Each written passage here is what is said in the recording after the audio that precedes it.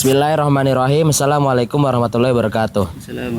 Pemirsa yang saya hormati dan saya muliakan, pada kesempatan kali ini saya pribadi selaku pewawancara Noval Ahmad Agassi dan narasumber yang kami hormati dan kami muliakan juga Pak Hilal sebagai dosen salah satu mata kuliah di Fakultas Ilmu Budaya jurusan Sastra Arab. Pada kesempatan kali ini insya Allah saya akan mewawancarai secara langsung kepada Pak Hilal mengenai tentang cancel culture dan media sosial. Sebelumnya saya ingin bertanya kepada Pak Hilal, bagaimana kabar Pak Hilal? Alhamdulillah sehat. Mungkin supaya kita tidak membuang waktu, sebagaimana yang kita tahu, saat ini zaman kita sudah dipenuhi dengan teknologi. Banyak sekali teknologi yang bisa kita gunakan seperti komputer, laptop, handphone, bahkan sekarang TV pun bisa media sosial dengan orang lain. Dan sebagaimana kita tahu, segala suatu hal itu memiliki dampak positif dan negatif. Apapun itu. Entah itu berolahraga, entah itu kita makan, entah itu kita minum, entah itu kita tidur. Apapun memiliki dampak positif apabila tidak dilakukan dengan baik dan benar. Jadi pada kesempatan kali ini saya akan mewawancarai secara eksklusif pada narasumber kita. Sebelumnya saya ingin bertanya Pak, menurut Bapak cancel culture itu apa sih sebenarnya yang dapat kita pahami sebagai remaja? Ya sekarang kita lagi berada di fase kencang-kencangnya di teknologi. Cancel culture itu sebenarnya apa ya Pak? Oke, terima kasih. Jadi kalau bisa saya gunakan analogi sederhana, cancel culture itu satu budaya. Budaya itu bisa kita sebut kebiasaan. Yang mana budaya itu sering dilakukan oleh anak-anak muda zaman sekarang sebagai bentuk ekspresi mereka terhadap sesuatu apapun itu, entah itu terhadap seseorang atau itu terhadap kondisi yang mereka dapati dalam keseharian mereka. Jadi cancel culture itu sebagai bentuk ekspresi penolakan mereka, ekspresi ketidaksukaan mereka terhadap apa yang mereka alami, entah itu terhadap manusia, temannya, atau terhadap kondisi yang dia alami. Oke. Nah, sebagaimana yang kita tahu ya Pak, biasanya kalau sarang itu kan sebagaimana yang Bapak bilang itu sebagai salah satu ungkapan penolakan atas suatu kelompok atau individu ya Pak. Nah, menurut Bapak sendiri bagaimana sih dampak cancel culture pada gaya hidup mahasiswa gitu? Baik dari segi belajar ataupun dari kehidupan sehari-hari mahasiswa. Oke. Sebagai mahasiswa sebisa mungkin teman-teman itu harus bisa menerima, ya, belajar untuk menerima apapun keadaannya, dengan siapa kalian bergaul, ya. Jangan sampai terbawa suasana, terbawa emosi sehingga harus menampakkan ekspresi dengan berlebihan. Cancel culture itu menurut pendapat saya adalah ungkapan ekspresi yang berlebihan terhadap satu kondisi yang sedang kita hadapi, yang sedang dihadapi oleh seseorang. Kembali kepada mahasiswa, ketika mahasiswa itu sedang dalam kondisi tidak suka dengan mata kuliah tertentu, tidak suka dengan teman tertentu, maka mahasiswa harus belajar untuk memanage emosinya. Bagaimana emosi yang keluar, yang tampak, ya, yang keluar dari dirinya itu tidak merugikan, jangankan orang lain, jangan sampai merugikan diri sendiri. Banyak contoh dari penolakan mahasiswa itu terhadap mata kuliah, yang pada akhirnya dia tidak mau ikut mata kuliah tertentu. Iya betul. Yang rugi siapa? Mahasiswa itu sendiri. Iya betul. Itu dampak negatif dari ketidakbisaan mahasiswa mengontrol emosinya. Makanya itu sebagai seorang mahasiswa yang sudah dewasa, teman-teman harus bisa belajar mulai mengontrol emosinya. Emosi kita sebagai manusia tidak bisa lepas dari emosi. Yang bisa kita pelajari adalah bagaimana cara mengontrol emosi. Baik. Nah, sebagaimana kita tahu ya Pak ya, segala yang berlebihan dalam dunia itu juga tidak baik ya Pak ya. Contohnya misalkan kita bermain game, terlalu sering juga tidak baik ya Pak, akan merusak mata kita. Apabila kita keseringan tidur juga tidak baik bagi fungsi otak kita. Nah, tapi dari segi dari segi negatif cancel culture itu, apakah cancel culture itu memiliki dampak positif ya Pak? Oke. Jadi apapun emosinya ketika itu di-manage dengan baik, maka itu akan menjadi positif. Salah satunya dengan penolakan itu sendiri, cancel culture. Ketika penolakan itu di-manage dengan baik, maka itu akan menjadi satu yang positif. Contoh konkretnya adalah dalam demonstrasi. Mahasiswa sering melakukan demonstrasi sebagai ungkapan atas ketidaksetujuan dengan kondisi tertentu. Ketika demonstrasi itu diungkapkan dengan cara yang baik, dikomunikasikan dengan cara yang baik pula, maka apa yang diimpikan oleh mahasiswa terhadap satu kondisi itu akan tercapai cepat atau lambat. Tapi jika ekspresi yang dikeluarkan itu berupa ekspresi negatif dengan melakukan demonstrasi secara anarkis, maka aspirasi mereka tidak akan didengarkan oleh pemangku kepentingan. Dan itu pasti apa yang ujungnya apa yang mereka inginkan, apa yang mereka impikan tidak akan terwujud. Betul Pak. Oke Pak, menurut saya itu emang segala sesuatu itu meskipun memiliki dampak negatif pasti memiliki sisi positifnya ya Pak ya. Nah, tapi kan kadang kita ini kadang sukanya mikir, cancel culture ini jelek, cancel culture ini buruk. Nah, bagaimana sih Pak cara kita tuh menyikapi cancel culture ini? Oke. Jadi apapun itu jika di-manage dengan bagus maka hasilnya akan menjadi baik. Salah satunya adalah dengan bagaimana cara kita memanage ketika kita berada dalam situasi kondisi yang tidak kita sukai, tidak kita senangi. Ya. Cancel culture sendiri sebenarnya adalah satu budaya yang lumrah. Ketika ada sesuatu yang tidak kita senangi, tidak kita inginkan, kita boleh kok mengungkapkan kekesalan, mengkritik, memberikan saran, itu boleh. Yang tidak boleh adalah melakukannya dengan cara yang berlebihan. Maka kita harus belajar bagaimana cara mengungkapkan ekspresi kita, mengekspresikan emosi kita dengan baik. Jangan sampai apa yang kita ekspresikan yang ditangkap oleh banyak orang ya sebagai bentuk dari pribadi kita, watak kita, itu akan ditangkap sebagai satu yang tidak baik dan akan berujung pada pelabelan kita. Oh, berarti anak ini anak yang anarkis, berarti si A adalah orang yang tidak baik. Jangan sampai itu terjadi. Oke. Nah, saya sering mendengar argumen nih Pak, bahwa cancel culture itu menjadikan media sosial sebagai tempat untuk menolak kebebasan berpendapat. Nah, bagaimana pendapat Bapak tentang peristiwa tersebut Pak? Oke, di zaman sekarang di negara kita Indonesia ya, kebebasan berpendapat itu sangat diakui oleh pemerintah. Pertama dalam kebebasan kita berpendapat salah satunya dengan media sosial. Nah, apapun yang kita ungkapkan di media sosial harus kita pahami itu merupakan hak dan tanggung jawab kita. Hak kita mengekspresikan apapun di media sosial. Demikian juga itu ada tanggung jawab di baliknya. Apapun yang kita lakukan ada konsekuensi yang mengikuti di belakangnya. Sebagai generasi muda, teman-teman harus paham, harus bisa bijak bermedia sosial sehingga apa yang kita utarakan, kita sampaikan di media sosial itu tidak akan menjadi bumerang kepada diri kita sendiri.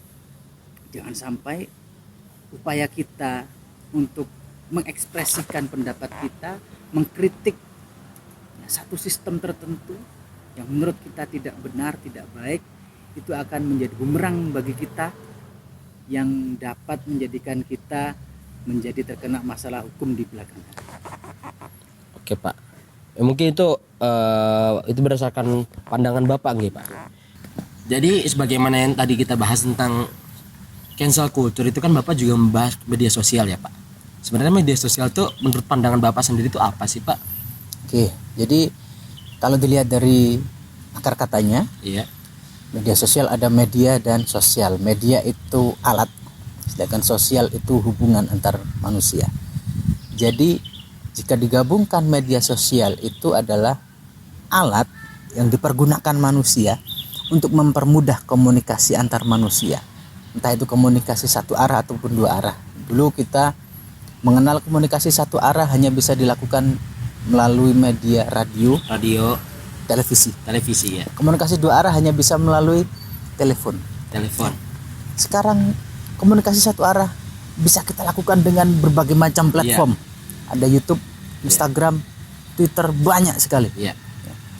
Komunikasi dua arah bisa kita lakukan dengan WhatsApp, dengan Zoom, dan banyak sekali yang lain. Nah, sebagai seorang yang sudah dewasa, sebagai manusia yang dibekali dengan akal pikiran, ya, sudah selayaknya kita harus bijak dalam menggunakan media sosial. Jangan sampai kebebasan kita dalam bermedia sosial itu justru menjadi bumerang kepada kita yang merugikan diri kita sendiri dan orang-orang di sekitar kita. Oh, baik Pak. Jadi itu pengertian sosial media menurut pandangan Bapak gitu. Oke Pak. Nah, tapi nih Pak, media sosial ini kan kadang membawa dampak negatif dan kadang juga membawa dampak positif ya Pak. Nah, seringkali Pak saya melihat media sosial itu sebagai sarana untuk melakukan toksik. Contohnya ketika kemarin diselenggarakannya perayaan SEA Games, timnas sepak bola Indonesia itu kalah di semifinal Pak. Dan saat itu juga netizen Indonesia toksik di media sosial.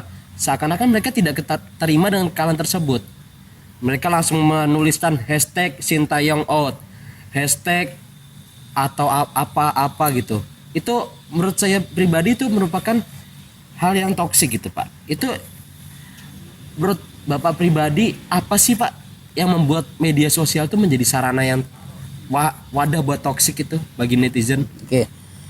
Setiap hal di dunia ini bisa dilihat dari dua sudut pandang, ya.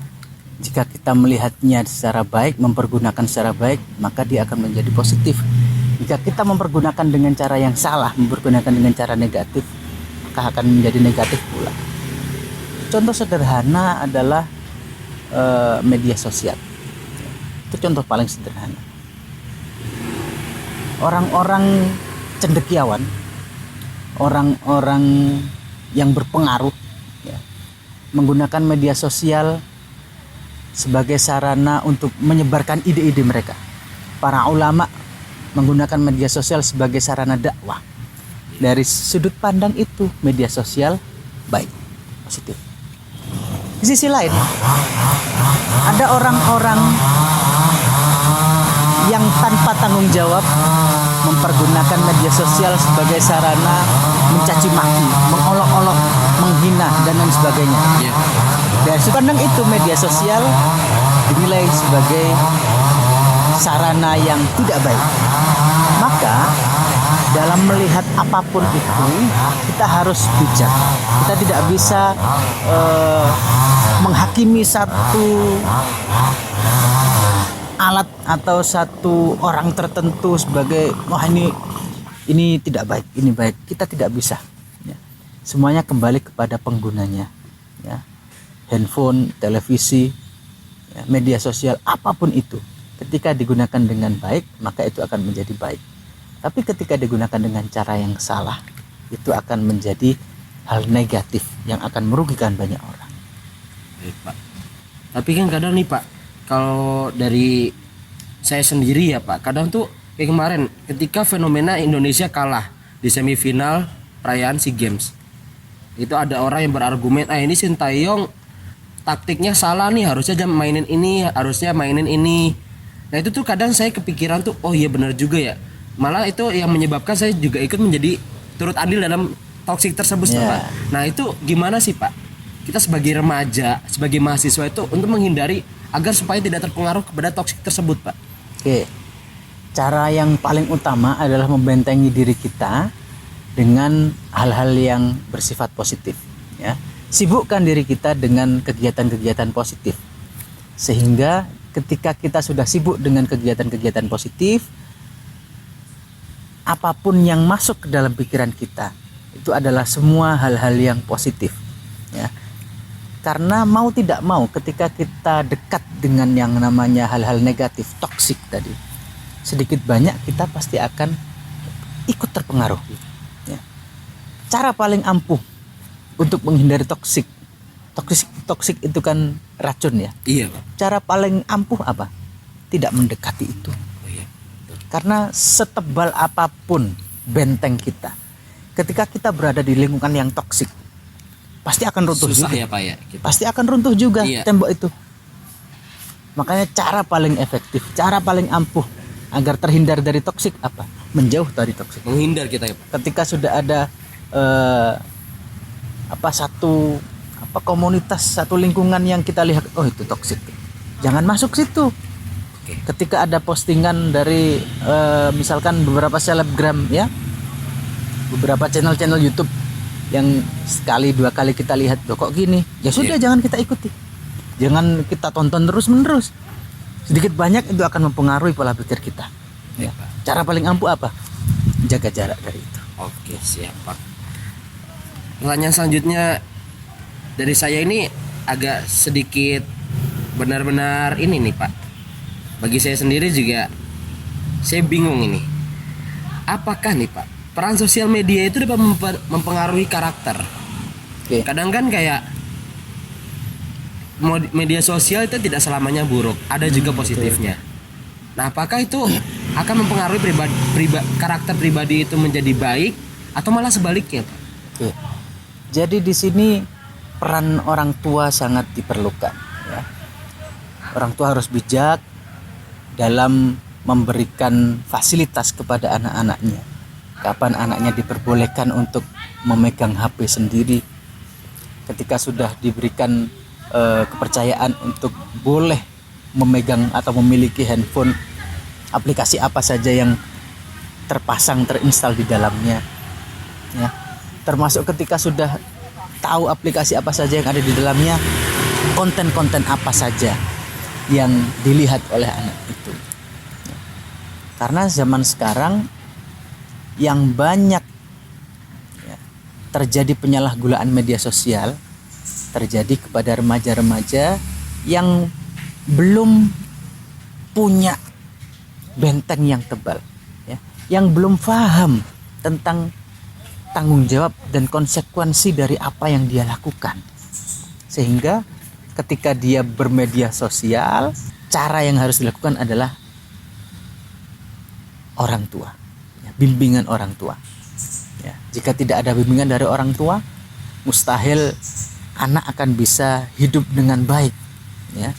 Jadi orang tua harus selalu membimbing anaknya agar menjadi anak yang lebih baik ke depannya, sehingga apapun yang ada di dalam media sosial, kah itu pergaulan dengan temannya, kah itu, ya, ketika dia melihat itu tidak baik, maka dia akan mempunyai filter, mempunyai penyaring bahwa oh itu tidak baik, oh itu tidak seperti yang diajarkan orang tua saya tidak boleh melakukan yang seperti itu. Baik Pak. Oke Pak, mungkin itu saja ya pertanyaan yang selalu tersirat di pikiran saya tentang dampak buruk cancel culture, terus keburukan toksik, kelebihan cancel culture, bagaimana cara mengatasi keburukan dari hal-hal tersebut. Mungkin itu sih yang sampai sekarang tuh alhamdulillah sudah terjawab oleh Bapak. Mungkin hadirin sekalian, ini saja yang dapat saya sampaikan. Atas waktunya saya ucapkan terima kasih banyak. terutama kepada narasumber kita, yaitu Pak Hilal. Kita doakan semoga Pak Hilal dalam keadaan yang sehat selalu. Amin. Dan selalu dalam lindungan Allah Subhanahu wa taala, supaya kita selalu bisa menambah ilmu pengetahuan dari beliau. Cukup sekian yang dapat saya sampaikan. Kurang lebihnya mohon maaf. Wabillahi taufiq wal hidayah. Wassalamualaikum warahmatullahi wabarakatuh. Waalaikumsalam warahmatullahi wabarakatuh.